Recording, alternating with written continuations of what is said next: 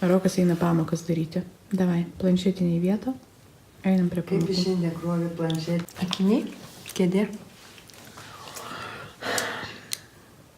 Tak, kėdė. Aš jau moku. Nu ir ką tu čia moki? Skaityk pirmą užduotį. Taškus. Taip, kiek iš viso taškų Vytenis surinks. Toliau skaito.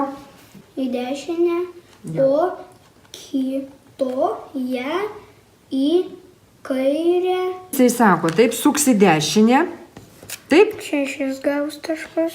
o ir į kairę. 5. Tai jau kiek bus?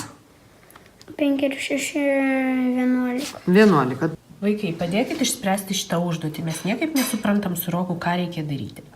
Suskaičiuok, kiek iš viso taškų surinks Vytenis, jei vienoje kryžkelėje susisuks į dešinę, o kitoje į kairę ir taip važiuos, kol pasibaigs kelias. Nužiūrim.